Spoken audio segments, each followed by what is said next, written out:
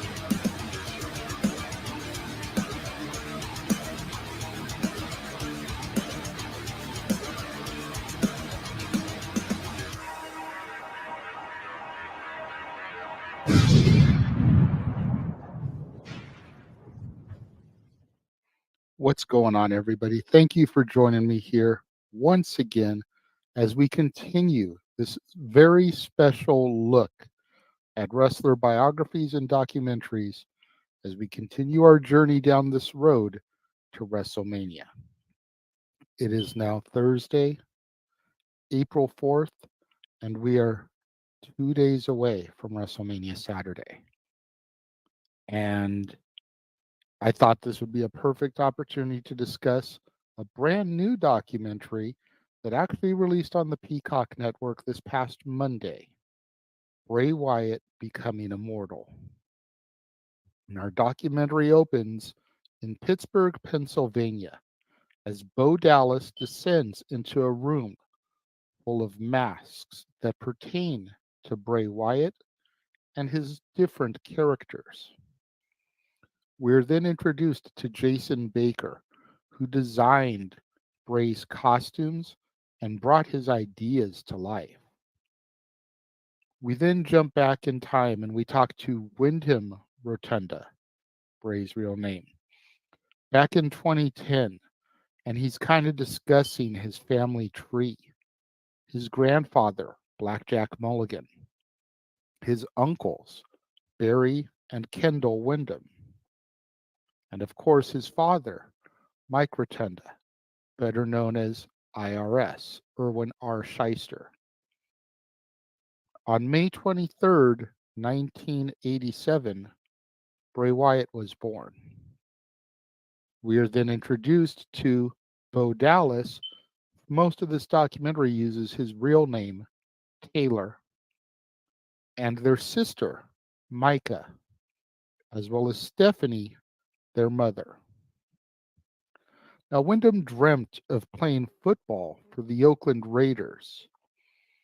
And in 2008, Wyndham left the Troy Trojans in Alabama, a college football team, in order to join Taylor, who had already signed to Florida Championship Wrestling, WWE's primary developmental territory at the time. We then transferred to the NXT debut and the birth of Husky Harris. We then meet Samantha Pixley, a former girlfriend and the mother of his first two children, baby girls. Husky then gets sent back down to developmental to FCW, and we learn of the inspirations for what would become his metamorphosis into Bray Wyatt. Specifically, Waylon Mercy, a former WWF superstar and competitor, as well as Robert De Niro's character in Cape Fear.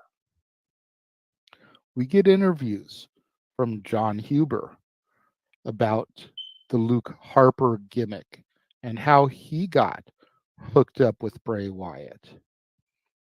We then meet Eric Rowan, the second son of the Wyatt family, and how the sheep mask came to be.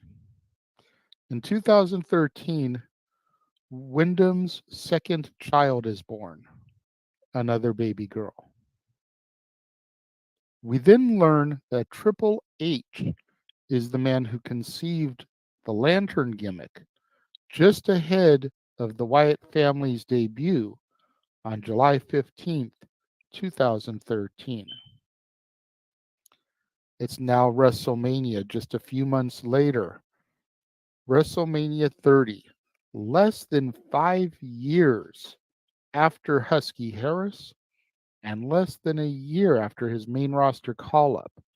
And Bray is going to go one-on-one with John Cena. And he loses. We then talk about the lantern itself and the birth of the Fireflies, an organic development by the fans. Superstars then proceed to talk about how committed Bray was to the character as well as the fans. Undertaker then proceeds to discuss about how at WrestleMania 31, Bray Wyatt restored the confidence of not just The Undertaker, but of Mark Calloway, the man behind the gimmick as well. At the 2017 Elimination Chamber, Bray wins the championship for the very first time. We then begin to discuss Windham's struggles as the Wyatt family fell apart on screen. Now we meet JoJo, the woman who was his fiancée at the time of his passing. Bray has his first son with JoJo in 2019 and admits that he never thought he would be able to have a son, as he had already had 2 girls. 2 years later, they would have a daughter themselves, bringing the Wyatt brood to 3 girls, 1 boy. In April of 2019, Bray is sent home because creative has nothing for him. Fearing a release, Bray begins to conceive a concept that would become the Fiend. With the concept comes the Firefly Funhouse skits. And at SummerSlam 2019, the Fiend makes his in-ring debut against Finn Balor. We then march towards WrestleMania and how Bray was going to face off once again as the Fiend against John Cena, only for COVID to strike. And for everything to get pulled out from underneath them. And they then needed to conceive and come up with some kind of different production because the Fiend character doesn't lend itself to not having a live audience. So the Firefly Funhouse match was conceived. Everything that we know about that match, everything that they did in that match, came to be within 2 days. From there, the show takes a little bit of a somber turn, and we begin to discuss the impact of John Huber's passing on Windham. After WrestleMania 37, Taylor and Windham were both released by the WWE after the Fiend's creative decline. JoJo then tries to brighten things up, and she talks about how Windham proposed to her on a pier in St. Petersburg, Florida. And she talks a little bit about his hobby for painting and creating art, stuff that he did to try to keep himself grounded during his relief and continue his creative flow and output. We then talk to Natalia and TJ Wilson, and they discuss how Windham contacted them to get back into the ring, work out in their brand new dungeon to try to get ready for a potential in-ring return. They start to discuss the White Rabbit, which led, of course, to Bray's return at Extreme Rules 2022. A PLE that we here on the Jeff Meacham Network Multiverse of Media covered and did a watch along for. JoJo and Windham now talk about how the fans let him back in during the SmackDown after his return, and how he was reminded what he meant to the fans. And if you've never seen this promo, go back and find it and watch it. This promo wasn't the Fiend. It wasn't Bray Wyatt. It was Windham Rotunda on the microphone. And you could see the emotion that it was getting to him. Taylor then talks about coming back to the company and joining his brother as a brand new character called Uncle Howdy. In March of 2023, Windham contracted COVID and was admitted to the hospital immediately due to the way that his heart was responding. He got cleared by the doctors a little bit later, was told he could do some light workout, light cardio, thought everything was going to be fine. They were talking to him about potentially getting fitted for a pacemaker to help monitor his heart. However, on Thursday, August 24th, 2023, Windham went to go lay down to take a nap at 2 p.m. When his alarm went off 1 hour later at 3 o'clock, he didn't shut off the alarm. He didn't wake up. JoJo went in to check on him and found him unresponsive. 911 was called, and when the family arrived at the hospital, they were told that Windham had passed away. We then get family, friends, and colleagues' reactions to the news of the passing of Bray Wyatt. We see footage from his funeral service as Taylor delivers the eulogy for Windham, with JoJo and Micah standing beside him. From there, we are shown what would have been the next evolution of the Fiend character, the costume, the mask, the whole nine. From there, we transition to footage of all four of his kids playing together and having fun in a park as people discuss his legacy and our documentary comes to its close.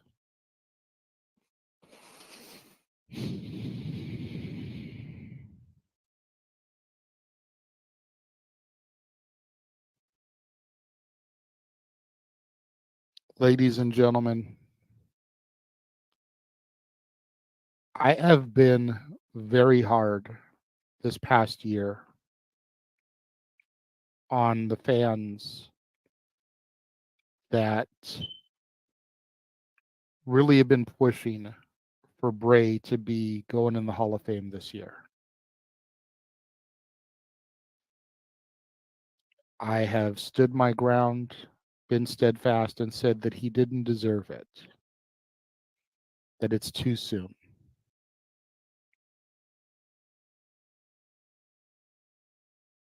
And while I still feel that it is too soon, that you shouldn't be putting somebody in less than a year after they pass away, I would like to take this opportunity to apologize to those fans, because I was hard on y'all.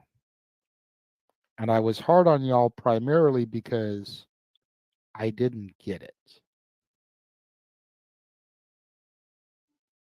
I saw Windham as Husky Harris primarily. The NXT call-up, the new Nexus. I saw the Wyatt family debut in July of 2013. However, shortly after WrestleMania 30 and Bray's loss to John Cena, I checked out of pro wrestling and stopped watching. So I only saw less than a year of the Bray Wyatt character. When I came back to wrestling, I saw the match against Randy Orton at WrestleMania, where Alexa turned on him, and shortly after that was his release. I then watched and called the action for the Extreme Rules White Rabbit and his return. The Pitch Black match, the Raw moment with him and Undertaker in the ring. And then he was gone. So you have to understand from my point of view, most of what Bray did was during my absence, my hiatus from wrestling. The impressions that he left on me as his character were enough to where I didn't feel he deserved it. Because if we're being 100% honest with each other, the Pitch Black match was god-awful. That was by no fault of his. That was creative. That was trying to bring a Mountain Dew sponsor into this match and creating a gimmick, a shtick around it. He shouldn't have lost to John Cena at WrestleMania 30. When a character is that new, that fresh, and has that much momentum going behind him, a loss to somebody like John Cena basically made him dead in the water right then.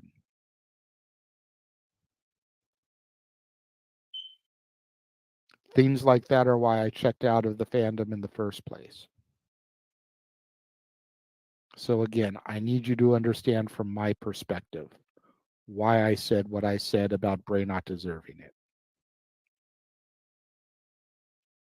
I do feel that's why we're getting the U.S. Express, his father and his uncle, inducted in the Hall of Fame this year, as we get Windham and Rotunda inducted in the Hall of Fame instead of Windham Rotunda. And Bray will get his just due, whether it's next year or the year after. He will get his opportunity, his time. But I do want to take this opportunity now, having seen his story, to once again apologize to the fans that I have been so hard on. That being said, this was a phenomenal documentary. If you guys have not watched it yet, what are you waiting for? Watch it before Friday. Watch it before his father and his uncle go into the Hall of Fame, because you know they're going to be discussing him.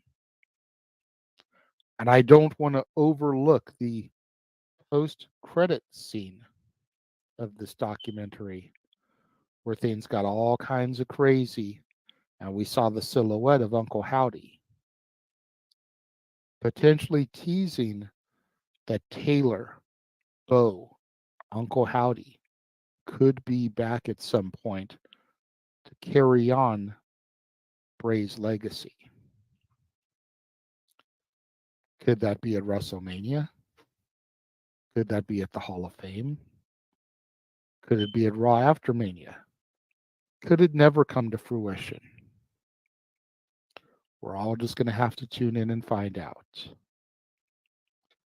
Those of you that have seen Becoming Immortal, the Bray Wyatt documentary, what'd you think? Let me know. Leave your thoughts and comments over here if you're watching it live. If you're watching this on demand later in the day, leave your thoughts and comments down here. Let's have some conversation, some discussion, some debate. Engage with me. Fireflies, talk to me. Make sure you guys tune in tomorrow as we wrap up our week of wrestler biographies with ladies and gentlemen. My name is Paul Heyman. Of course, tomorrow is going to be the WWE Hall of Fame induction ceremony, and Paul Heyman is being inducted into the Hall of Fame in Philadelphia. So it just made sense. It seemed like the perfect time, the perfect opportunity for me to do that particular documentary. I hope you guys will join me for that tomorrow. Thank you all for joining me here today. And I will see you guys next time.